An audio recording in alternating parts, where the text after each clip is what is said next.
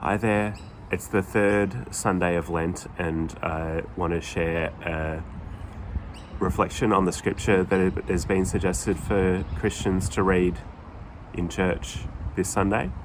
The scripture readings are from the book of Exodus, so from the Jewish scripture, from the Torah. It's from chapter 20, verse 1 to 17. And the gospel reading from the New Testament is from the Gospel of John, chapter 2, verse 13 to 22. So please pause the video, have a read of those, and then start the video up again. When we're reflecting on the scripture at the moment, I think we need to remember the context where we're hearing these stories. We need to remember that we're hearing these stories during a genocide. I think it's been disappearing from the news a bit, but during this week we've been shocked by the death by self-immolation, the death of Aaron Bushnell. In despair, he was giving his body over to violence rather than being complicit in the violence. He was in the US Air Force, and it appears that the US Air Force has been assisting Israel in the genocide. We cannot just point the finger at Israel and the United States, because companies operating in this city, in this place that we now call Australia, are making military equipment to send to Israel to use against Palestine. Our government has called for a ceasefire, but doesn't stop the flow of Australian weapons and Australian military equipment to Israel. We're shocked by Bushnell's death, and I hope that the shock is enough to bring enough pressure on the US government and on our own government to stop supporting Israel's invasion of Gaza. But it's tragic that he's died. It's tragic that so many have died in Palestine, like the parents who were killed during the week trying to get bread for their starving children. It's been called the Bread Massacre. Let us not forget what is currently going on in the world and in the factories of our city as we reflect on the scripture. Some people in the community have said that those of us who are criticising the actions of the Israeli government or of the Israeli military are anti-Semitic, that we just have a prejudice against Jewish people rather than opposing the actions of a particular government and a particular military force. That it's not anti-Semitic to disagree with a Jewish person or to disagree with a Jewish group. For 20 weeks we've been rallying in the city calling for a ceasefire against Palestine. And there are always Jewish people there among us. To clarify this, a Jewish friend of mine made these stickers, and they say, "Anti-Zionism is not anti-Semitism. Don't be fooled."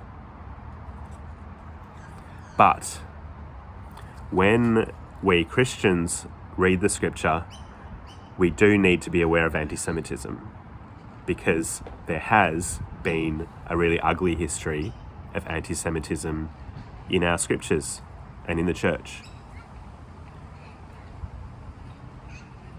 And we may have picked that up in the gospel readings because some of it has ended up in our scripture. Anti-Semitic ideas might also impact the way that we read the Jewish scripture of the Old Testament. Today, the first reading is the Ten Commandments, and they've often been framed in a negative light by Christians. I can remember at one time when I was living in the city, one of the churches in the city had a big sign up the front for a while saying the Ten Commandments, one of the most negative documents ever written. Christians, especially in Protestant churches, have often had a negative view of the whole Torah, the whole first 5 books of the Jewish scripture, which are attributed to Moses. We've often seen the Torah as a rigid and burdensome law that Jesus has freed us Christians from, so that we can be saved by faith instead. But it's actually more accurate to understand the Torah, the books of Moses, as books of instruction rather than books of the law. and they shouldn't be understood as necessarily being rigid and restrictive. They've instructed Jewish people on what it means to live a good life. And Jewish communities in different times and different places have always debated and argued about what is the best way to follow the Torah in their time and place. Different Jewish communities have followed the Torah in different ways. The way that it fits into the story, the Ten Commandments, is that the ancient people of Israel had been living in captivity in Egypt for generations.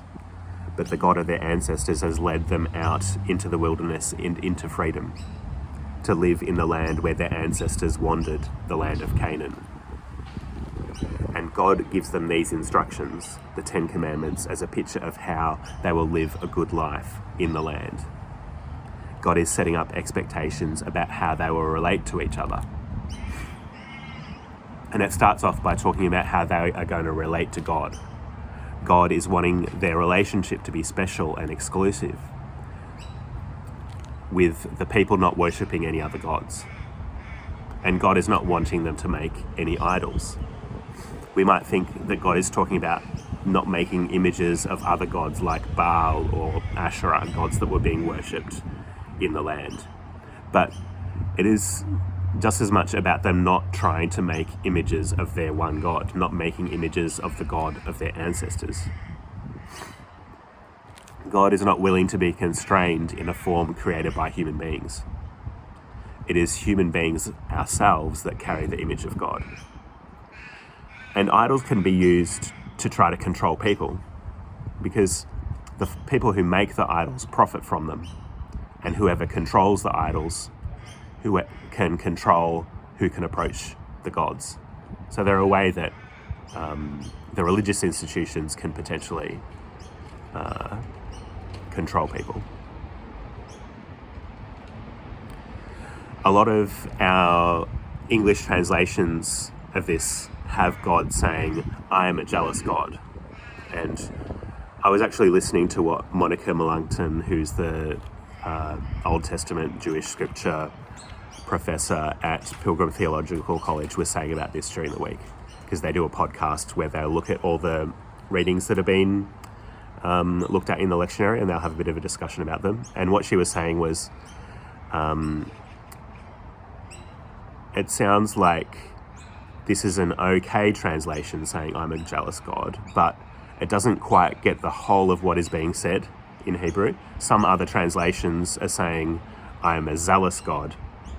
And it seems like what God is saying is, I'm a wild and passionate and willful God, and I'm not an object for you to control.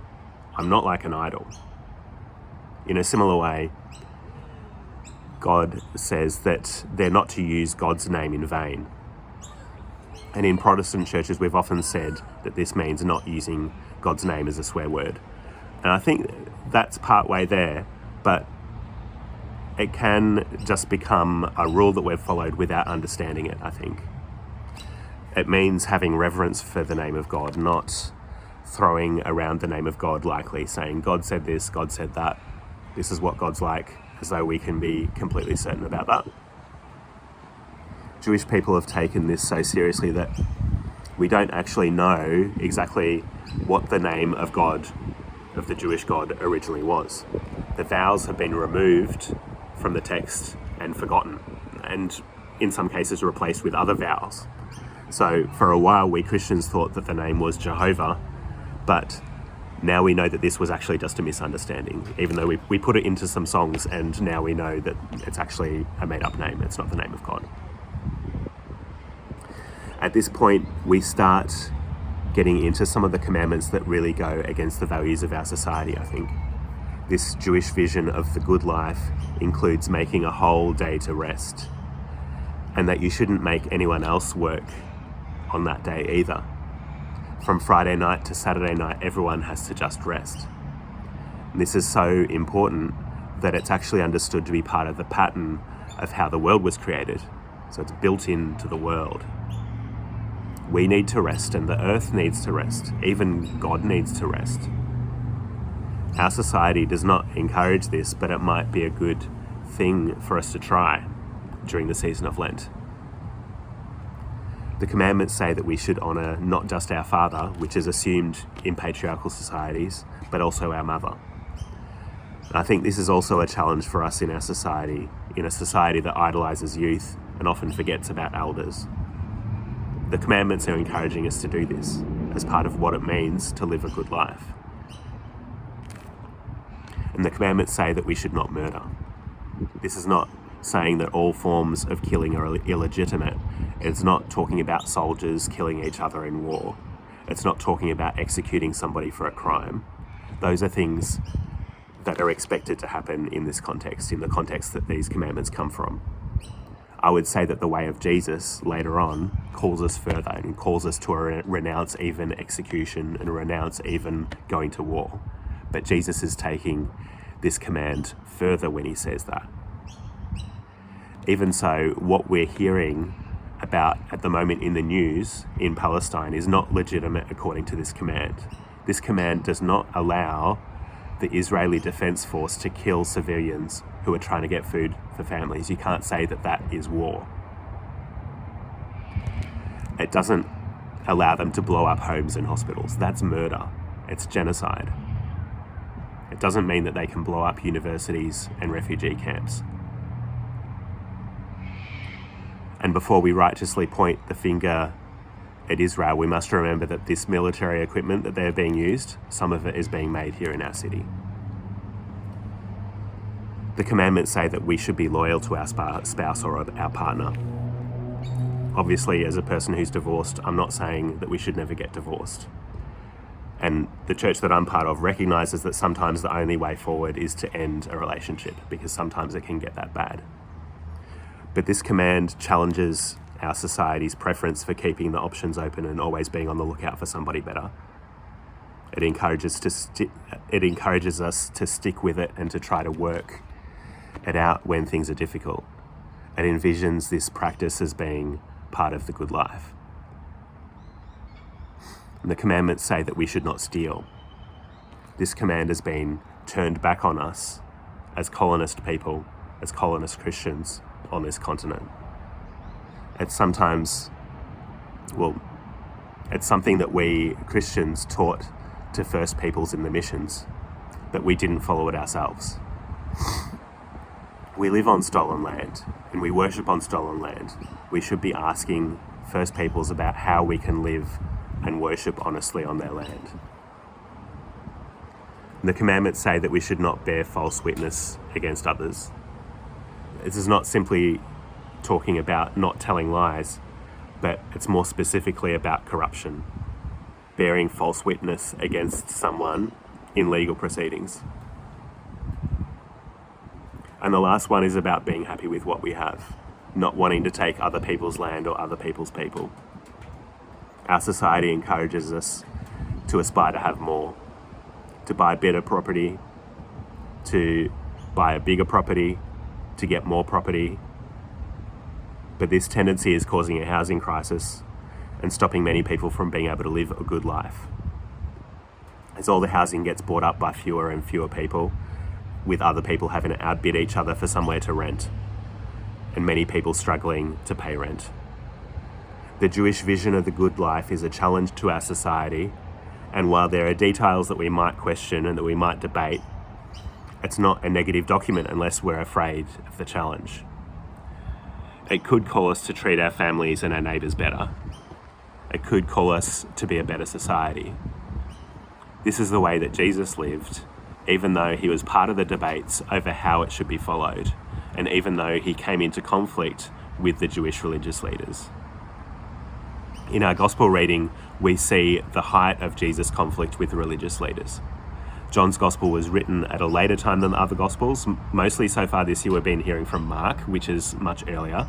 But by the time of John's gospel being written, there's deeply entrenched conflict between Christians and Jews. It seems almost as though Christians by that time had forgotten that Jesus and his first followers were Jews, and had forgotten that their movement had started as a Jewish movement. It seems that they're thinking about the Jews as being the other. And so we have often in John's Gospel, it's talking about the Jews being in conflict with Jesus, when actually it's talking about Jesus and the religious leaders being in conflict, and they're all Jewish. It's conflict within the Jewish community. Jesus goes into the courtyard of the temple, the place where the nations were supposed to be able to come to worship the God of Israel. They weren't allowed inside the temple unless they converted, but they could come into the courtyard. The courtyard had been turned into a marketplace though, and they were selling livestock for sacrifices, meaning that there was nowhere for the nations in the temple complex when there had been previously. And some people have said that Jesus' response to this is violent, but the plain use of a whip is not violent. It's used for herding livestock. He's herding the livestock out of the temple, out of the place where they would have been killed. Some people have liked to imagine that Jesus is whipping the money changers, but this is not what the story says. Jesus is clearing space so that we can come and encounter the Jewish God, and so that we can also be challenged by the Jewish vision of the good life. During Lent, we're being invited to follow Jesus in pursuit of this vision. Let's take some time to consider how we're being challenged to turn around from the way that we've been going and to follow the way of Christ.